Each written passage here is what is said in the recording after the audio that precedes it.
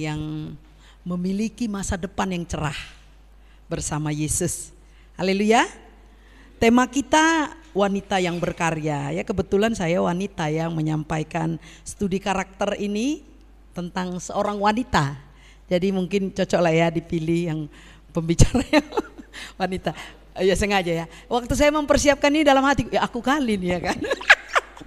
Harus pede ya, aku kali. Saya sangat diberkati sekali dengan belajar karakter dari Deborah. Memang waktu kami di S1 ya, ini kami sudah belajar ya eksposisi perjanjian lama ini, kitab Hakim-Hakim. Saya bangga kali ya karena hanya tiga cerita tentang perempuan di Alkitab menjadi pemimpin ya, pemimpin hebat. Dan salah satunya kalau kita lihat tema kita wanita yang berkarya ini, salah satunya si Deborah. Dialah wanita yang paling hebat, yang dia setara dengan laki-laki walaupun pada masa itu keadaan sulit ya. Latar belakang kitab ini, orang-orang Israel pada waktu itu keadaannya sulit, mereka itu menjadi orang-orang yang nakal ya, orang-orang yang melawan Tuhan. Dan dia di urutan keempat ya, hakim yang di urutan keempat yang Tuhan pilih untuk mengontrol ini semua, untuk menghadapi keadaan ini. Ya, baik pemimpin yang berkarakter. Sebenarnya wanita yang berkarya, siapapun dia kalau berkarya, dia memang harus dimulai dari memiliki karakter ya. Tak akan mungkin orang-orang yang tak berkarakter dia berkarya. Tapi memang dari kisah Hakim-Hakim 4 dan 5 di situ diceritakan tentang bagaimana Deborah memiliki banyak karya-karya yang luar biasa untuk Tuhan. Ya, dia multi talent ya. Dari itu semua dipersembahkannya bagi Tuhan. Baik, mari kita belajar dari Hakim-Hakim 4. Hakim-Hakim 4 ya, itu kita menjadi pondasi kita. Nats yang mau kita pelajari hari ini disiapkan di situ ya. Hakim-Hakim 4 dan 5. Sedikit sih untuk si Deborah, tapi itu sangat sangat dahsyat sekali pengalaman-pengalaman yang dialami Deborah berkarya bagi Tuhan dengan luar biasa. Menjadi seorang pemimpin dibutuhkan kualitas karakter yang kuat. Ya, ini saya percaya. Saya tadi lihat ke belakang gini, ganteng-ganteng kali abang-abang ini semua. Keren-keren ini, masa depan ini penuh harapan ini. Udah ganteng, baik, anak Tuhan, setia lagi. Mantap kali nih. Inilah orang-orang yang berkarakter. Hari Sabtu kalau boleh datang lagi terus sampai nanti ada orang tua kayak abang ini kan tetap semangat ya kan bang, tetap solid ya. Itu saya sangat terharu. Sudah punya anak, punya istri, tapi masih tetap mau mengayomi orang-orang muda. Apalagi kalian yang di belakang saya tadi pada keren, bangga kali saya. Biasanya di mana-mana perempuan ya paling banyak ya, di sini laki-laki. Jadi saya puji Tuhan masih banyak laki-laki. Kukira udah hilang semua, pada di kamar main gadget, rupanya enggak, masih ada di sini. Haleluya, masih ada. Ya, jadi mari kita mempersiapkan, apalagi seorang pemimpin Kristen. Jadi kita harus orang yang kuat. Ya, saudara-saudara, kalau mau jadi pemimpin hebat tuh harus memiliki karakter yang kuat. Kekuatan itu didapat di mana? Duduk di bawah kaki Tuhan. Ya, nggak akan mungkin orang yang habis waktu main gadget, buang waktu dia jadi pemimpin, itu nggak masuk akal itu ya, nggak ada itu.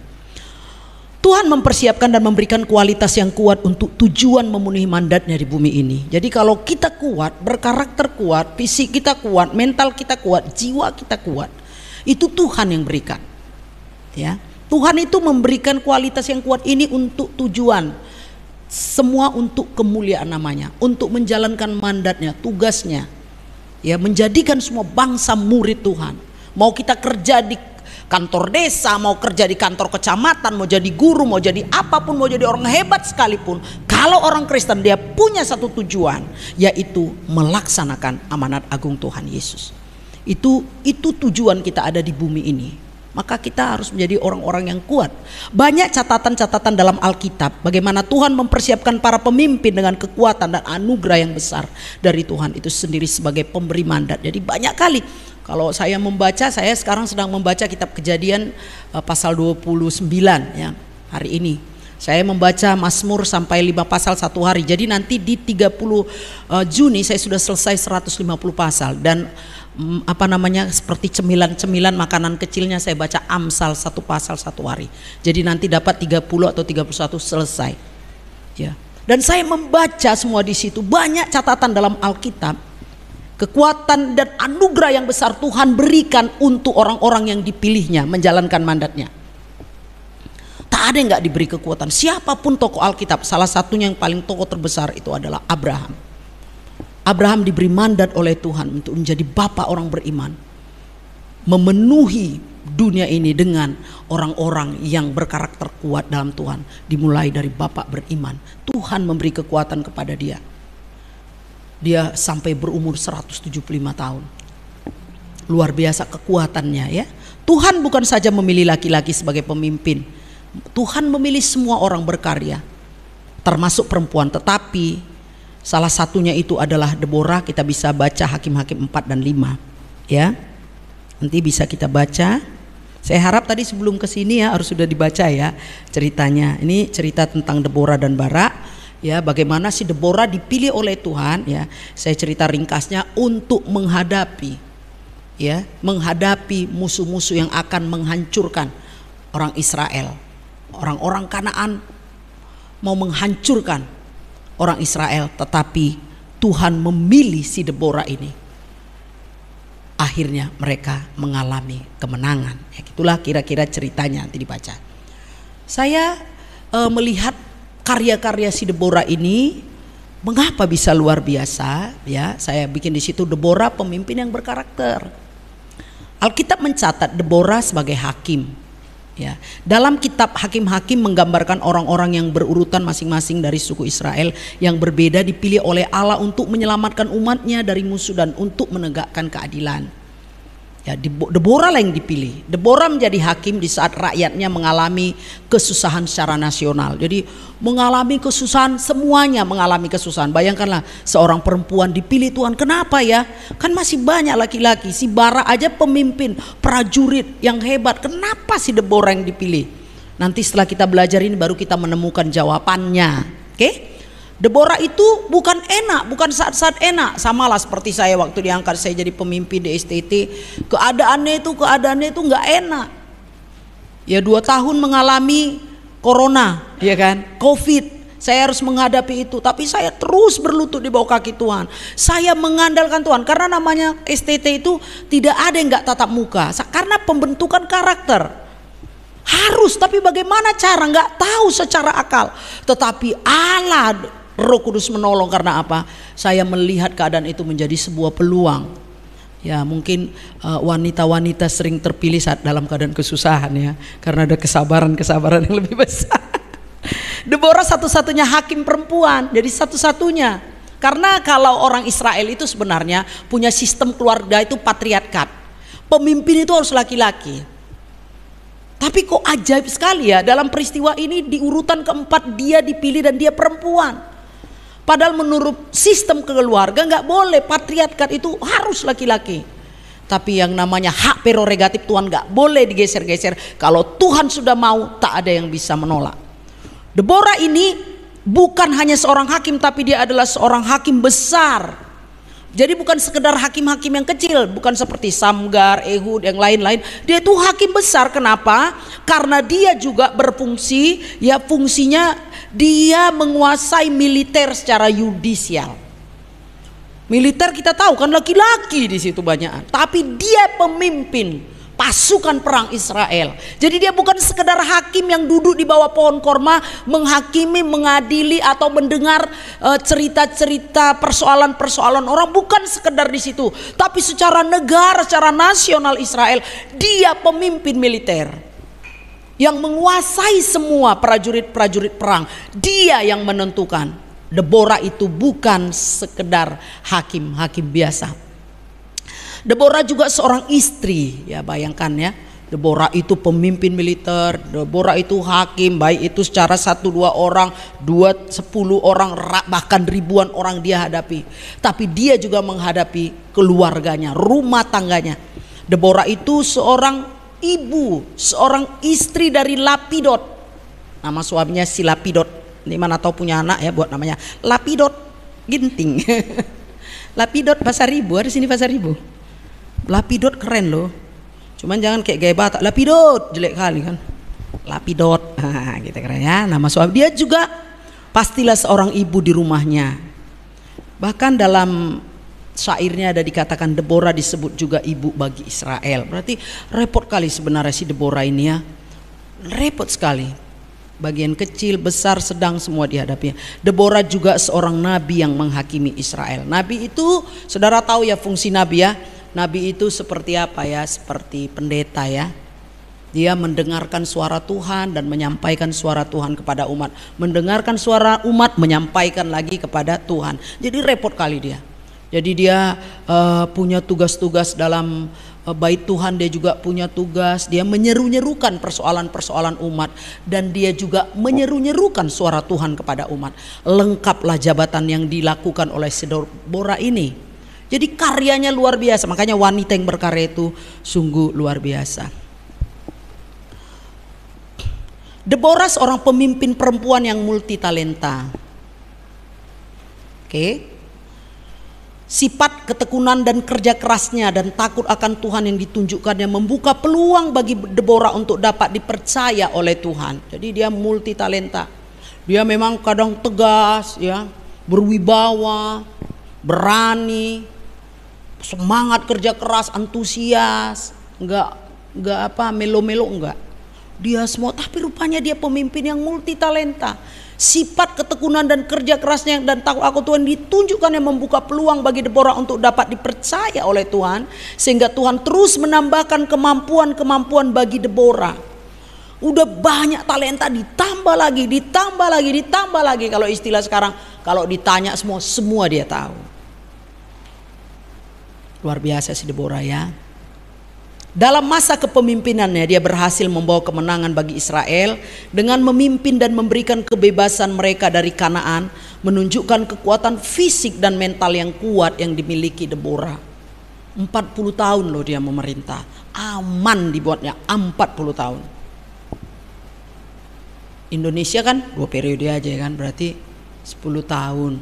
Dia 40 tahun aman, berarti kan dengan kata lain dia sehat. Secara fisik dia sehat, secara mental dia sehat, secara ekonomi pasti dia sehat ya. 40 tahun dia memerintah dan aman pemerintahan. Deborah memiliki jiwa yang kuat, juga memiliki jiwa seni yang hebat. Dalam kitab Hakim-Hakim dia seorang penyair. Lagunya disebut sebagai karya puisi Ibrani terbaik. Itu nanti di pasal 5 ya. Kita melihat puisi dia nanti ada di pasal 5. Pada hari itu bernyanyilah Deborah dan Barak bin Abinoam demikian. Jadi dia bernyanyi, dia penyanyi ya, dia menciptakan lagu-lagu, dia menciptakan puisi-puisi yang semuanya untuk Tuhan. Deborah perempuan yang berperilaku baik, berperilaku arif, berperilaku bijaksana. Amsal 31 itu khusus untuk perempuan ya, wanita bijak. Kalau mau belajar tentang wanita yang baik, yang bijak, yang pintar, yang berkarakter hebat, perempuan-perempuan jangan lupa baca Amsal 31. Untuk laki-laki pun ada Amsal 30 kok nggak salah. Ada juga, tapi yang paling menonjol Amsal 31 ini untuk perempuan. Deborah itu apa yang dicatat dalam Amsal 31 itu semua Deborah kali, bahasa Medannya.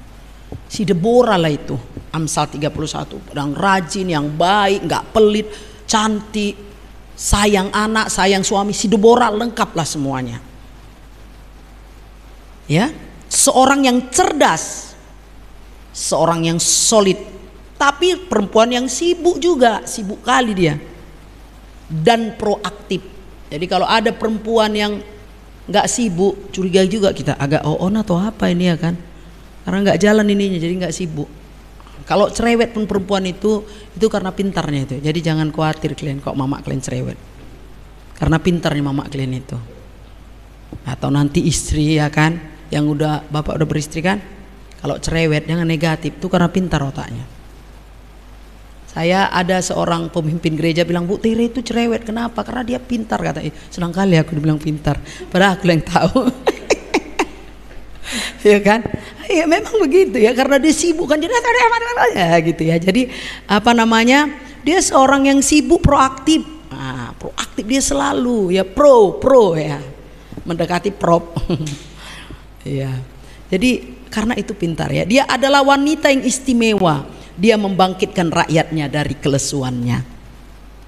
Ya, jadi itu wanita yang istimewa. Makanya si Yael ya, perempuan si Yael, semangat dia, muncul semangatnya karena siapa ini, si Deborah. Bayangkanlah si Yael berani melantak kepala siapa, pemimpin Kanaan itu tadi, si Heber, siapa namanya, dilantaknya. Bayangkan Yael, oh perempuan, istri Heber kalau nggak salah, dia berani, dialah nanti yang mematikan si raja tadi yang musuhnya orang Kanaan itu, yang dicerita Hakim-Hakim pasal 4. Karena apa? Karena kehadiran si Deborah, semua orang bangkit semangat, membangkitkan rakyat dari kelesuannya. Sama seperti arti namanya Bi, lebah. Jadi arti Deborah itu lebah ya, ada dalam bahasa Inggris. Ya, lihat apa sih arti namanya. Dalam bahasa Ibrani juga merujuk ke sana. Bi artinya lebah, dan itu nampak dari yang dilakukannya sama seperti lebah. Dia sibuk seperti lebah dalam berbagai perannya. Lebah itu kan takut kali kita sama lebah ya kan, ribut lagi suaranya bolak balik dia kayak gini kan, itulah lebah. Artinya aktif ya kan, terus bergerak terus sampai kita lari ketakutan manakala kita disengatnya. Padahal sebenarnya enggak. Lebah itu sibuk sebenarnya untuk mengumpulkan sesuatu. Dia menyengat musuh. Dia memberikan pukulan kepada musuh seperti sengatan lebah yang menyakitkan. Tetapi dia membawa minuman manis untuk rakyatnya. Musuh dihalaunya, tapi rakyatnya, anak-anaknya, umatnya dikasihinya. Diberikannya makanan yang enak, makanan yang manis. Itu pemimpin yang berkarakter ya. Pemimpin yang bekerja, mimpi-mimpinya pun karya-karya untuk memberkati banyak orang. Dia seperti Bi, seperti lebah. Berhakim di bawah pohon korma. Ya kita tahu ya pohon korma itu ya. Pohon korma itu kan pohon yang menghasilkan buah korma yang berbuah manis. Dia kenapa ya si Deborah ini suka kantor dia itu kok di bawah pohon korma itu. Rupanya itu ada maknanya juga ya. Maknanya itu dia suka berteduh di tempat yang buahnya itu manis. Artinya apa di situ? Selalu berpikir positif. Walaupun yang datang agak nakal, walaupun yang datang agak mereng-mereng sikit, walaupun yang datang agak-agak payah dibilang agak keras, tapi endingnya nanti ketemu Deborah berbuah manis. Karena apa? Deborah selalu memandang orang, oh ini ada harapan ini. Ini pasti bisa baik ini. Ini pasti ada solusi sama dia. Selalu Deborah melihat semua orang-orang yang datang. Selalu Deborah memandang orang-orang itu berpikir positif tentang orang lain. Sehingga segala persoalan, maupun di lembah yang curam, maupun di bukit seperti lagu tadi, ya. Tapi endingnya karena Yesus ada, Tuhan ada, Yahweh ada dalam diri Deborah, berakhir selalu manis. Itulah seorang Deborah ya. Deborah itu memiliki karakter yang rendah hati. Lebah bekerja untuk kepentingan orang lain. Walaupun lebah itu adalah serangga, hina. Gak berbentuk, gak tahu, kita tahu kalian muka lebah kayak mana. Mana tahu kita takut kali kita masih lebah ya kan. Kalau boleh lari. Arti kita hina, kita takut, kita jijik. Gak perlu kita tahu tentang si lebah. Tapi coba di Amerika, hasil yang dihasilkan lebah, yaitu honey, madu, itu sangat mahal sekali. Dan banyak dampaknya. Saudara, inilah kerendahan hati seorang Bi, seorang Deborah. Gak perlu orang tahu banyak cerita tentang dia, tapi orang akan menikmati hasil dari hidupnya. Lebah bekerja untuk kepentingan orang lain, itu orang yang rendah hati. Yesus dalam kitab Filipi pasal 2, Yesus itu kenosis. Yesus itu merendahkan dirinya sehancur-hancurnya, babak belur Tuhan. Bukan untuk kepentingan Tuhan, tapi untuk kepentingan orang lain. Tapi hasilnya nanti segala lidah mengaku bahwa Yesus adalah Tuhan, segala lutut bertelut menyembah Dialah Tuhan satu-satunya. Ini sebuah karakter kerendahan hati. Bekerja untuk kepentingan orang lain itu adalah sifat, itu sikap rendah hati. Seorang pemimpin harus memiliki sikap rendah hati. Apapun yang dia kerjakan, karya-karya yang dihasilkannya bukan untuk kemegahannya, tetapi untuk orang lain dan kemuliaan nama Tuhan. Deborah perempuan pemberani, ini karakternya juga. Dia dipanggil oleh Tuhan saat keadaan di Israel mengerikan. Dia melangkah maju dengan kepahlawanan dalam ketaatan kepada Tuhan. Jadi perempuan pemberani dipanggil, nggak mau laku dalam keadaan kayak gini, enggak lah, jangan laku Tuhan, jangan laku Tuhan, enggak. Dia tetap melangkah maju, dia berpikir optimis, dia antusias, dia percaya bukan aku yang kerjakan, aku hanya alat, Tuhan yang akan bekerja. Dia berpikir seperti itu, sifat kepahlawanan. Dalam ketaatan kepada Tuhan dia maju melangkah. Apapun yang terjadi, ada gak ada orang, semangat atau gak semangat orang, gak peduli, ada gak ada keyakinan untuk menang. Penting aku disuruh Tuhan, aku harus mau. Inilah Deborah perempuan pemberani. Dia berani menghadapi segala tantangan dan risiko. Deborah juga bijaksana. Deborah menjalankan tugasnya dengan hikmat dan pengetahuan, sehingga dia mendengarkan semua orang yang datang meminta nasihat dan menjawab mereka sikap dan kebijaksanaan yang takut akan Tuhan. Deborah menjalankan tugasnya, dia bijaksana, dia rajin. Karena apa? Dia jalankan dengan hikmat dan pengetahuan dari Tuhan. Jadi dia gak pernah takut kalau datang persoalan orang, dia terima karena dia tahu jawaban-jawaban itu ada dari Tuhan. Sehingga dia menerima semua orang, baik kecil, tua, muda, miskin, kaya, siapapun dia bisa hadapi dengan segala cara yang dari Tuhan. Itulah orang bijaksana.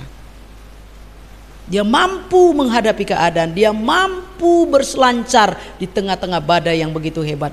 Dia mampu berdiri di tengah-tengah persoalan-persoalan karena dia percaya Tuhan dengan hikmatnya akan menolong dia. Deborah memiliki karakter selalu mendukung, tak mau merendahkan orang lain, mendukung, memberi semangat kepada orang lain. Dia selalu mendukung orang-orang yang Tuhan panggil untuk dia pimpin. Itu nanti bisa kita baca dalam Hakim-Hakim, bagaimana dia menguatkan si Barak, bagaimana dia memberikan semangat kepada Barak, tetapi dia tidak merendahkan Barak. Kaulah Deborah, kaulah Bu Deborah, kaunya kata Tuhan, oke, aku maju, tapi kau jangan gak maju, kau juga harus maju. Aku tak bisa kalau gak kau ada. Jadi dia sangat menghargai orang lain. Ya, dia mendukung orang. Barak, kau hebat Barak, kau tuh pemimpin, kau kepala pasukan. Sekalipun dia sudah jadi bos pada saat itu, sekalipun dia sudah jadi pemimpin, tapi dia tidak merendahkan orang lain, tapi dia mendukung dan memotivasi orang lain, mengeluarkan statement-statement yang membuat orang bersemangat. Dia selalu mendukung, memberi motivasi, merangkul orang, menguatkan orang lain, menonjolkan orang lain. Sifat yang memberi semangat kepada orang lain. Salah satu nanti saudara bisa baca dalam bagaimana pembicaraan dia dengan si Barak, sehingga si Barak bersemangat. Maka judul perikopnya Deborah dan Barak. Karena dengan semangat motivasi yang dari si Deborah, si Barak maju berperang. Dan Deborah sudah melihat sebuah penglihatan bahwa musuh mereka ini akan dihancurkan oleh Tuhan. Jadi dia semangat. Setiap dia menasehati orang, dia sudah berdoa dulu. Setiap dia menasehati orang, dia mendengar suara Tuhan dulu. Maka dia mampu mendukung dan memotivasi orang lain. Si Deborah ini memiliki sifat keibuan, ya, sifat keibuan. Paulus walaupun laki-laki, dia juga punya sifat keibuan loh. Jadi laki-laki perlu juga punya sifat keibuan, tapi bukan lekong, bukan itu ya. Sifat keibuan maksudnya mengayomi, menyayangi, berbagi, merawat.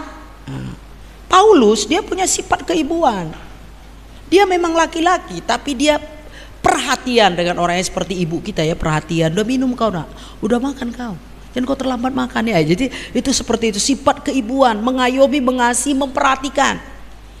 Deborah banyak sekali ya perempuan-perempuan kalau sudah jadi bos di kantor, udah jadi bos di masyarakat, dia lupa fungsinya.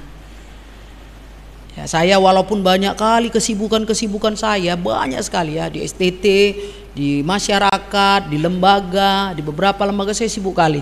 Tapi kalau di rumah harus tangan saya nih, saya harus masak. Saya harus meracik makanan. Saya bilang sama anak saya, kalau mau jadi orang yang pintar masak, bukan mengandalkan penyedap. Kalau mengandalkan penyedap itu bukan pintar masak.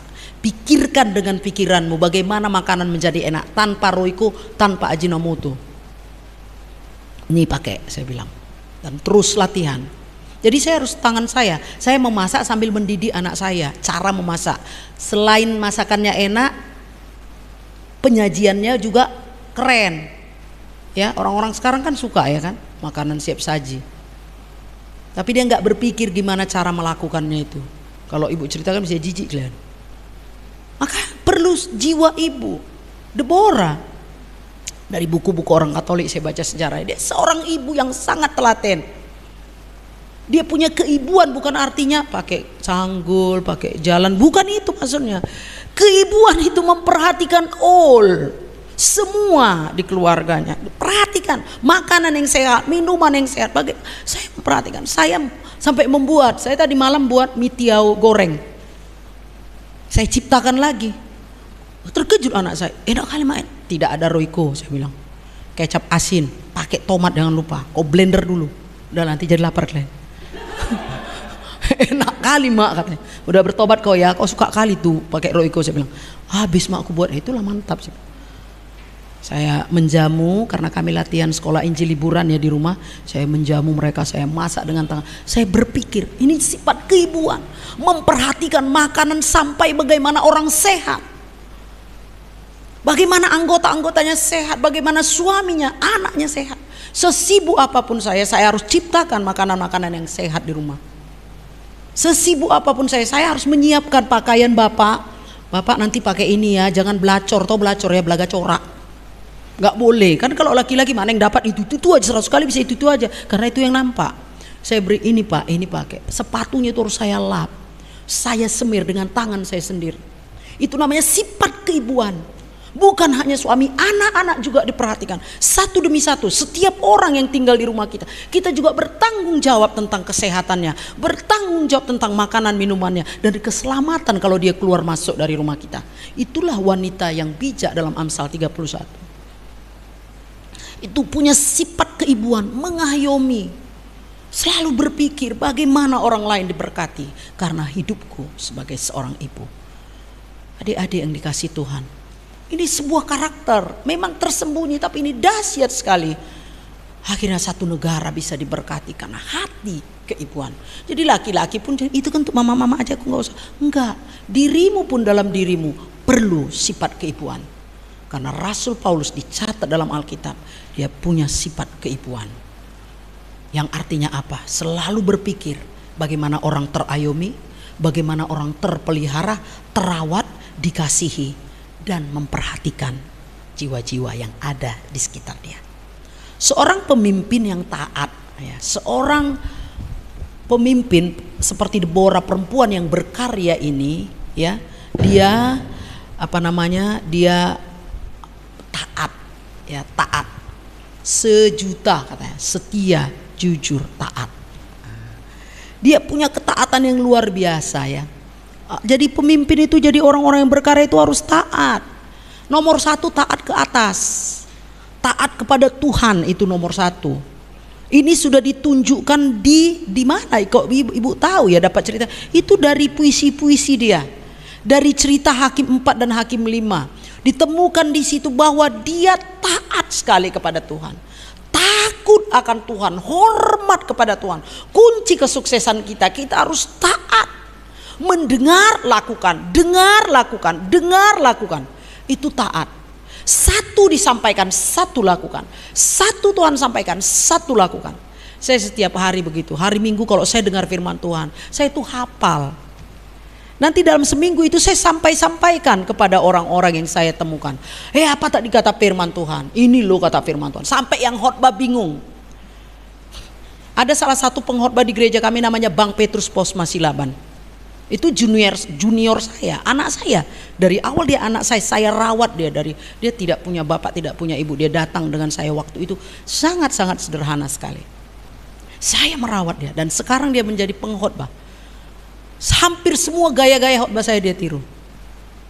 ditirunya, dan saya sangat menghargai. Setiap dia berkhotbah saya catat, saya ingat. Minggu depan saya khotbah lagi seperti yang disampaikan Amang Petrus. Saya bilang, apa yang disampaikan? 1, 2, 3. Dia gini, hah? Karena ketaatan saya kepada Tuhan, saya mau mendengar kata Tuhan dan saya mau lakukan. Satu saya dengar, satu saya akan lakukan. Tidak boleh dianggap remeh, tidak boleh diabaikan. Firman Tuhan harus betul-betul kita dengar. Begitulah si Deborah. Mengapa dia berhasil memimpin 40 tahun? Apakah dia kuat? Apakah dia hebat? Apakah dia luar biasa? Tidak terlalu. Deborah itu kuat dalam karakter, terutama dalam takut akan Tuhan. Setiap yang Tuhan suruh atau yang Tuhan perintahkan selalu dia lakukan. Matius pasal 7. Orang yang dibangun di atas dasar pondasi yang kuat, dia akan kuat sampai Tuhan datang. Tak akan bisa diombang-ambingkan. Inilah dahsyatnya kekuatan ketaatan. Setiap yang Tuhan suruh atau yang Tuhan perintahkan selalu dia lakukan. Sempurnakan. Maka dia sempurna dalam setiap tugas. Saya pernah sekolah seperti Anda S1. Karena saya dari kecil saya sudah orang yang sangat spiritual ya. Sebelum pergi ke sekolah pasti di balik pintu. Ngapain? Berdoa. Dari SD saya sudah begitu. Dari SD saya sudah melatih diri saya untuk selalu punya chemistry dengan Tuhan. Sebelum sekolah lari-lari balik pintu. Apa sih masalahnya? Kok harus di balik pintu? Karena nggak boleh orang tahu saya sedang berdoa. Dari SD saya lakukan. Saudara, pernah suatu hari saya ujian negara di Semarang S2. Sangat sederhana saya lakukan. Jujur aja saya udah blank, nggak tahu lagi. Kaca di sini, kaca di sini, kaca, nggak boleh nyontek kan. Dan nggak boleh bawa apa-apa. Ujian negara waktu itu masih musim ujian negara. Saya hanya bilang gini, Tuhan Yesus, jujur Tuhan aku nggak tahu, tolonglah Tuhan, ajarilah aku Tuhan, matilah aku Tuhan sekali ini Tuhan, malu kali Tuhan. Itu yang saya bilang. Langsung keluar semua jawaban-jawaban saudara. Mata kuliah liturgika yang udah zaman dulu kala itu keluar ujian-ujian pertanyaan di situ. Saya bilang Tuhan, saya nggak tahu Tuhan, saya nggak tahu, tolong. Karena itu selalu saya biasakan. Mau pelajaran matematika, mau pelajaran fisika, kimia, apapun PR dari dulu saya hanya bilang Tuhan aku nggak tahu, ajari kenapa. Nah, itu seperti itu. Karena saya begitu dekatnya dengan Tuhan. Dan puji Tuhan, setiap saya ujian, puji Tuhan 99 nilai saya. Sikit lagi, nggak mau Tuhan buat 100, nanti songong kali ya kan. Nggak mau saya senang kalau nggak sampai nilai 90. Karena saya tahu Tuhan ada selalu. Ini ketaatan saudara, latih dirimu. Mengapa Deborah sukses? Mengapa Deborah berkarya dan semua selesai? 40 tahun dia memerintah, rupanya kata kunci dia sempurna dalam setiap tugas. Tidak gagal dalam tugas apapun selama 40 tahun. Karena apa? Karena dia begitu taatnya kepada Tuhan. Ada nggak ada orang, percayalah ada Tuhan yang selalu melihat kita. Itulah ketaatan. Gak ada orang, kalau bukan hak kita jangan ambil, itulah ketaatan. Gak ada orang melihat, jangan lakukan yang aneh-aneh.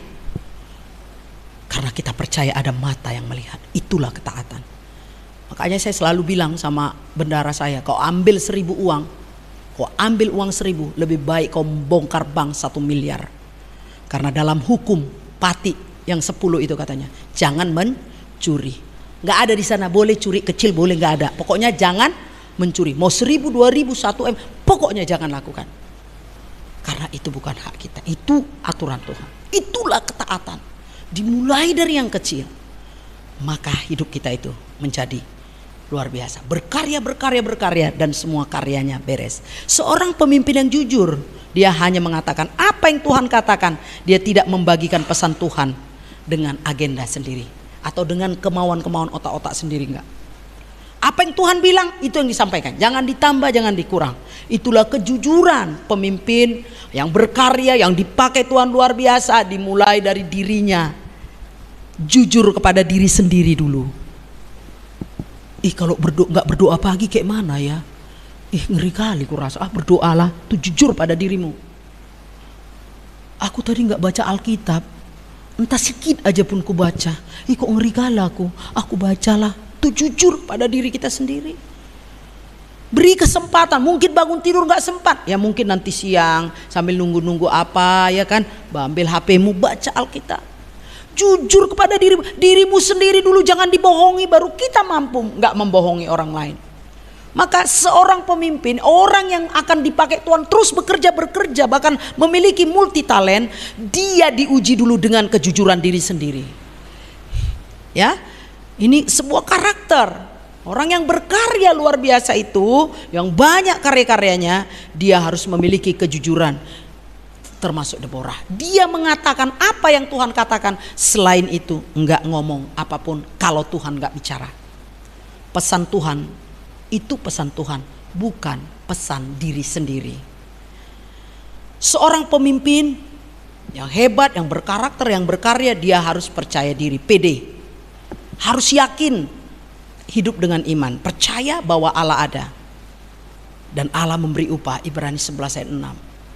Percaya bahwa Allah ada, maka maju aja, yakin aja. Kalau samanya kita dengan orang yang menyembah berhala, ngapain ya kan? Kita harus percaya loh. Aku percaya bersama Tuhan aku selesai. Bukan selesai bukan. Selesai tugasku, selesai skripsiku, selesai nanti lamaran-lamarkanku diterima, ya kan?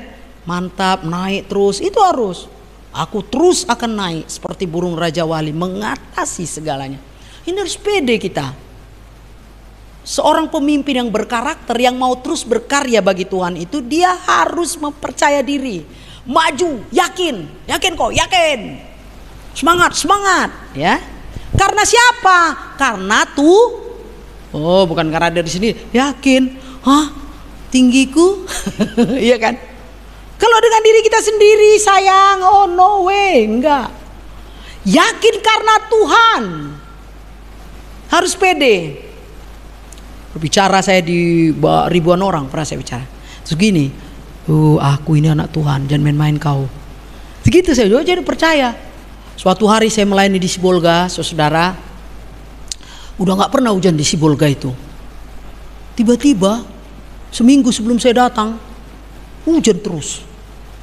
Datanglah saya pada hari itu, hujan deras sekali. Itulah Inang, katanya. Inang datang jadi hujan lah di sini, tapi hujannya ngeri kali, nggak berhenti. Semana kita? Padahal saya KKR di lapangan terbuka. Udah dipasang tendanya pun udah macam apa ya kan, mau terbang. Saya kumpul, kami berdoa, Tuhan, saya pede kali, saya percaya kali. Saya percaya saya paling cantik di kampung itu. Saya paling kuat, saya penuh kuasa, saya boruni Tuhan karena saya khotbah dalam bahasa Batak, ya kan. Taulah di daerah Poriah masuk ke dalam itu. Waktu saya memulai perintisan gereja di sana, saya pede kali. Saya pakai baju panjang, sepatunya tinggi tapi nggak tinggi kali.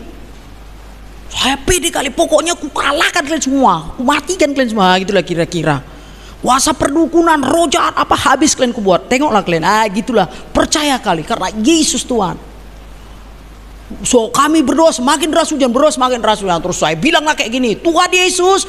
Ya dalam bahasa Batak ya saya berdoa. Keren kan saya bahasa Batak kan? Kalau tahu Jokowi dikasih hadiah aku. Karena aku mati-matian belajar bahasa Batak.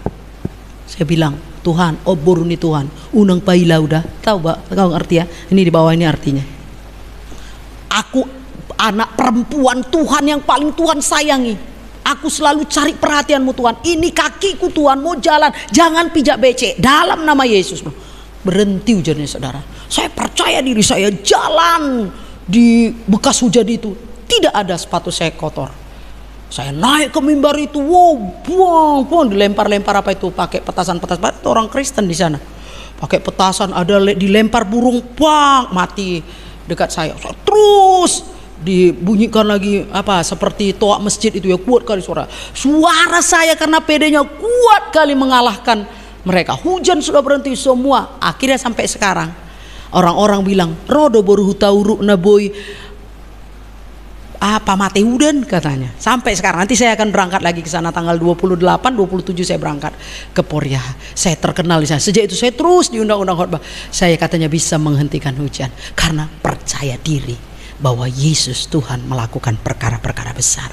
Kalian harus percaya diri kalian bahwa Tuhan itu sedang memperhatikanmu. Caperlah dengan Tuhan, cari perhatian dia terus. Cari, makanya kalau nyanyi suaramu paling kuat biar Tuhan melihat, paten kali suaramu ya, gitu. Saya kalau nyanyi itu kalah kalian semua, cuman di sini ku tahan. Yang pakai mic aja kalah. Saya percaya diri karena aku mau cari perhatian Tuhan. Aku mau dilihat Tuhan, biar aku aja yang terus dilihat Tuhan itu. Kalau orang kaya sedikit aja kalau memperhatikan kita udah cair ya kan. Apalagi Tuhan kaya di atas segala kekayaan. Caperlah kalian. Banyak kali kalian cair tiap hari. Kayak ibu. Karena begitulah percaya diri.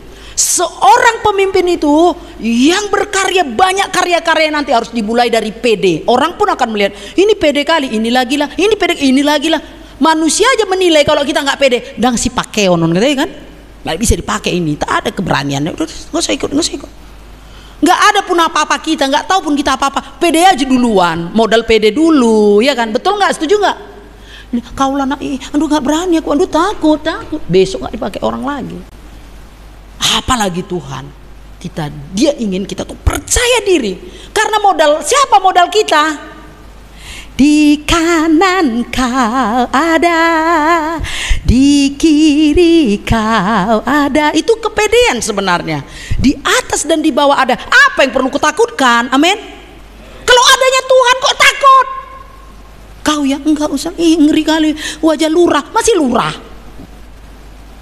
Saudara pernah tahu kan, saya ambil linggis dari perutnya maling dari rumah saya. Saya percaya diri, linggis saja sebelum aku duluan. Laki-laki dia, aku perempuan. Babak belur lah, matilah di jalan maling itu. Mulai dari coba maling, kata udah gak bisa. Laki-laki pun banyak gemetaran nengok maling ya kan. Saya enggak, ada Yesus di sini. Menjerit saya sejerit-jeritnya, saya ambil langsung. Linggis di perutnya. Dimulai dari percaya diri. Semua badai hidupmu kalah kalau modal percaya diri. Ini pemimpin yang berkarya. Kok bisa dia berkarya? Karena pede. Sebenarnya dia nggak tahunya itu awalnya. Tapi karena pede, modal pede, akhirnya jadi tahu. Dari keberanian muncullah pengetahuan. Amin.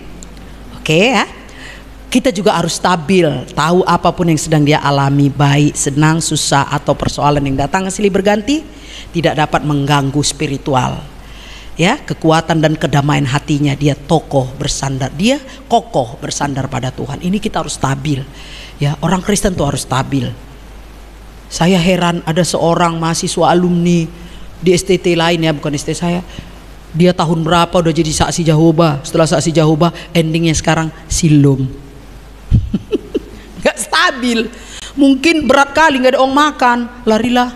Aduh gak ada uang beli odol, larilah. Itu dia. Aduh kayak gininya rupanya hamba Tuhan, gak ada apa-apa, miskin, larilah. Akhirnya ke masjid. Sebelum ke masjid ke rumah yang satu lagi. Setelah ke masjid endingnya mati binasa. Saudara, hamba Tuhan itu atau pemimpin Kristen harus stabil. Ada uang gak ada uang dia tetap kokoh. Supaya apa? Supaya dia kuat.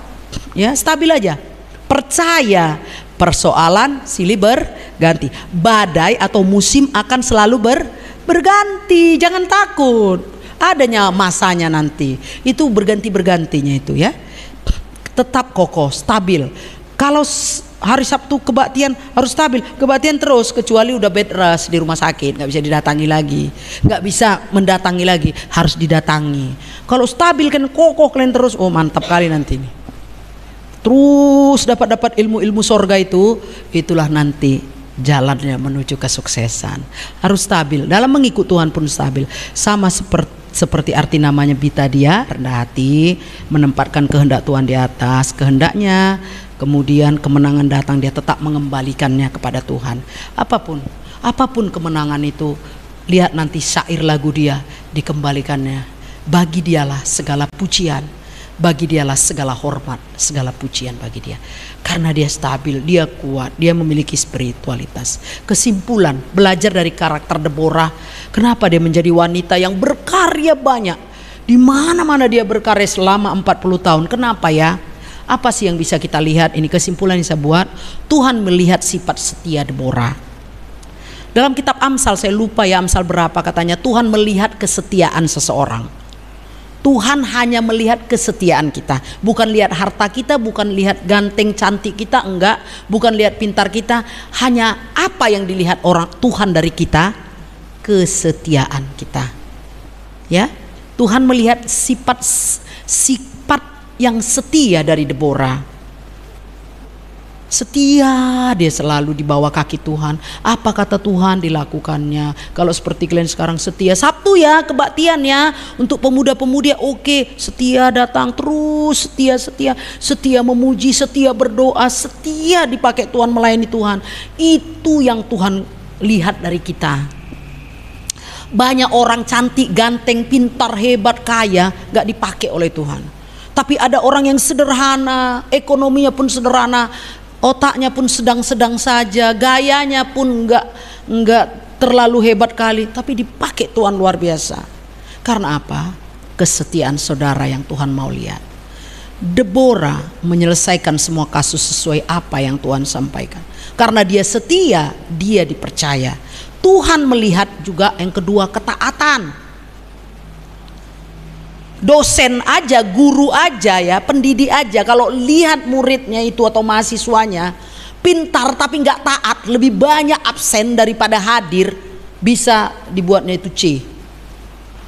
Saya dosen, saya lihat banyak mahasiswa saya jaka sembung bawa golok, nggak nyambung. Tapi karena selalu baik kali, iya bu, iya bu, baik kali, duduk pilih di depan, tak pernah terlambat. Nggak absen-absen kecuali sakit, hadir aja. Oh enak kali pulpenku nih, baik kali nih lah, baik kali nih lah, rajin kali lah. Saya buat AB. Udah pintar, baik, rajin, setia, taat. Tapi ini pintar nih, tapi ini kayak ada bendel-bendel ini, malas kali datang. Kalau aku menerangkan ngantuk-ngantuk ini, udahlah B, itulah dosen. Apalagi tuh, ini rajin kali nih lo, tiap Sabtu ini terus datang ke saya mencirim. Padahal badannya kecil loh, kurus cacingan, tapi baik kali, setia ini kata Tuhan. Tiba-tiba ganteng kali dia, diberkati Tuhan tiba-tiba dia dalam perjalanan hidupnya. Dapat istri cantik kali, ya kan? Itu siapa yang buat Tuhan lihat kesetiaan dan jangan modal-modal ganteng kok bang, tapi kok malas, nggak laku. Iya kan? Itu makanya apa yang dilihat Tuhan dari Deborah, apa yang dilihat Tuhan dari kita? A dibilangnya A kita lakukan, B dibilangnya B kita lakukan, jempol. Itu dia. Nggak payah Tuhan, nggak payah. Mudah sama Tuhan, yang penting taat dan setia. Melalui bimbingan Tuhan ya, Deborah berkarakter penting dari seorang pemimpin iman yang dinamis. Ya terus berkembang ya, dan berani karena ketaatan melalui bimbingan Tuhan. Kita menyeimbangkan semua peran seperti yang hanya bisa dilakukan oleh orang yang berjalan dengan Tuhan. Kita harus menggunakan semua bakat dan kemampuan yang Tuhan berikan sesuai dengan petunjuk Tuhan. Kenapa Tuhan tertarik? Kenapa Tuhan memilih Deborah? Ini rahasia yang tadi ya. Setia, taat, tekun menjalankan apa yang Tuhan. Seorang pemimpin Kristen yang berkarakter, yang bisa terus berkarya bagi Tuhan, harus menyatakan kasih kita yang begitu besar hanya kepada Tuhan Sang Pemberi Mandat. Waktu kita bernyanyi, tahu orang kita itu cintai CEC atau betul sama Tuhan. Waktu kita berdoa, waktu kita melayani, waktu kita menjadi liturgos, orang tahu, Tuhan apalagi tahu. Ya, tunjukkan kasih-Mu saat membersihkan rumah Tuhan, saat melakukan tugas-tugas yang ditugaskan kepada kita. Tunjukkan kasih kita kepada Tuhan. Yakin dan percaya dia nanti menjadi pemimpin yang terus berkarya bagi Tuhan. Tuhan melihat kasih kita kepada Tuhan dan kepada sesama kita. Kalau kita jadi pegawai di kantor, tunjukkanlah karya-karya kita yang berkarakter itu. Kasih kita, aku kasih sama bosku, aku kasih sama setingkat di atasku, aku kasih sama setingkat di bawah, aku mengasihi semua ini, semua wujud wajah-wajah Tuhan. Aku harus berkarya untuk mereka. Jangan bersungut-sungut, bekerja harus semangat. Itu wujud kasih kita kepada Tuhan. Apapun kerja kita, mau Japar Musa, kita tahu Japar Musa ya, jaga parkir muka sadis. Walaupun tukang parkir harus sungguh-sungguh jadi tukang parkir.